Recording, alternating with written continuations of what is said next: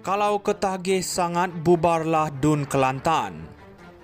Sebagai seorang penganalisis politik yang tajam, kenyataan ini dapat dilihat dari sudut taktik politik yang lebih luas.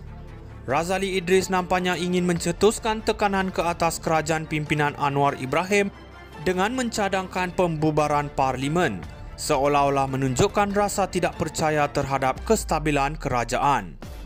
Namun, Puan Zakarshi tidak hanya menolak cadangan tersebut, tetapi membalas dengan sindiran tajam yang menyarankan supaya PN memulakan dengan pembubaran Dewan Undangan Negeri DUN Kelantan jika benar mereka ketagih kepada pilihan raya. Ketegasan Puan dalam menyebut kekalahan PN di PRK negeri bukanlah sekadar ulasan sinis, tetapi lebih kepada memberi peringatan bahawa kekuatan sokongan rakyat mungkin tidak seperti yang digembar-gemburkan oleh PN.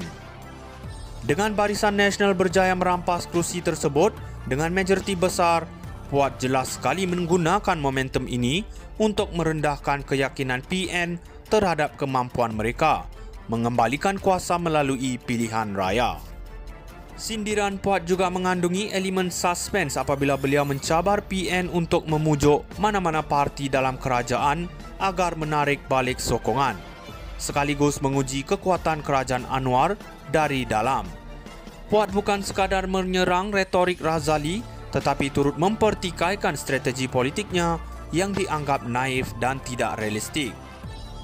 Kesimpulannya, tindakan Razali mungkin dilihat sebagai percubaan untuk menonjolkan imej PN sebagai pihak yang berani mengukur sokongan rakyat. Tetapi Puan dengan licik mematahkan usaha itu dengan logik bahawa pilihan raya pada masa ini hanya akan membazirkan masa dan sumber.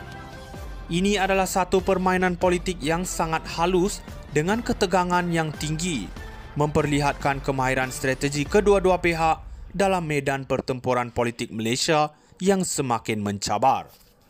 Kalau ketagih sangat, bubarlah DUN Kelantan.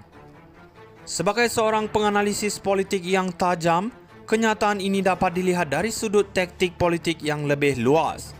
Razali Idris nampaknya ingin mencetuskan tekanan ke atas kerajaan pimpinan Anwar Ibrahim dengan mencadangkan pembubaran parlimen, seolah-olah menunjukkan rasa tidak percaya terhadap kestabilan kerajaan. Namun, Puan Zakarshi tidak hanya menolak cadangan tersebut, tetapi membalas dengan sindiran tajam yang menyarankan supaya PN memulakan dengan pembubaran Dewan Undangan Negeri DUN Kelantan jika benar mereka ketagih kepada pilihan raya.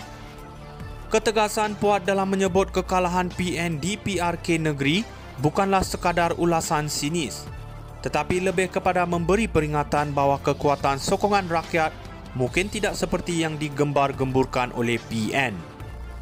Dengan Barisan Nasional berjaya merampas kerusi tersebut dengan majoriti besar, Puan jelas sekali menggunakan momentum ini untuk merendahkan keyakinan PN terhadap kemampuan mereka mengembalikan kuasa melalui pilihan raya. Sindiran Puan juga mengandungi elemen suspense apabila beliau mencabar PN untuk memujuk mana-mana parti dalam kerajaan agar menarik balik sokongan, sekaligus menguji kekuatan kerajaan Anwar dari dalam. Puan bukan sekadar menyerang retorik Razali, tetapi turut mempertikaikan strategi politiknya yang dianggap naif dan tidak realistik.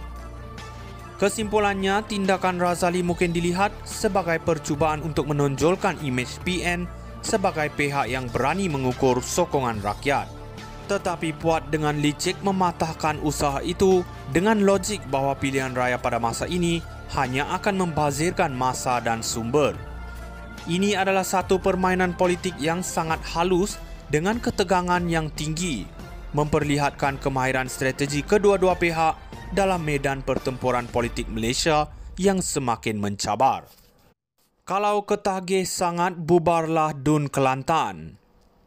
Sebagai seorang penganalisis politik yang tajam, kenyataan ini dapat dilihat dari sudut taktik politik yang lebih luas.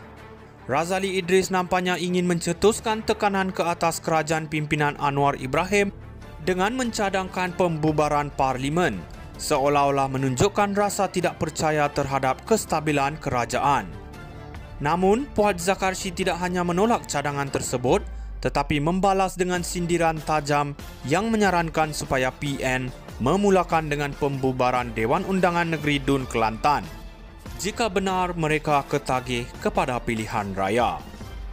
Ketegasan Puat dalam menyebut kekalahan PN di PRK negeri bukanlah sekadar ulasan sinis, tetapi lebih kepada memberi peringatan bahawa kekuatan sokongan rakyat mungkin tidak seperti yang digembar-gemburkan oleh PN.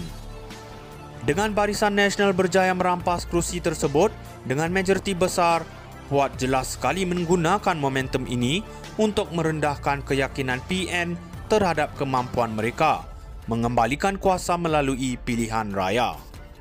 Sindiran Puat juga mengandungi elemen suspens apabila beliau mencabar PN untuk memujuk mana-mana parti dalam kerajaan agar menarik balik sokongan, sekaligus menguji kekuatan kerajaan Anwar dari dalam. Puat bukan sekadar menyerang retorik Razali, tetapi turut mempertikaikan strategi politiknya yang dianggap naif dan tidak realistik. Kesimpulannya, tindakan Razali mungkin dilihat sebagai percubaan untuk menonjolkan imej PN sebagai pihak yang berani mengukur sokongan rakyat. Tetapi Puat dengan licik mematahkan usaha itu dengan logik bahawa pilihan raya pada masa ini hanya akan membazirkan masa dan sumber. Ini adalah satu permainan politik yang sangat halus dengan ketegangan yang tinggi, memperlihatkan kemahiran strategi kedua-dua pihak dalam medan pertempuran politik Malaysia yang semakin mencabar. Kalau ketagih sangat, bubarlah Dun Kelantan. Sebagai seorang penganalisis politik yang tajam, kenyataan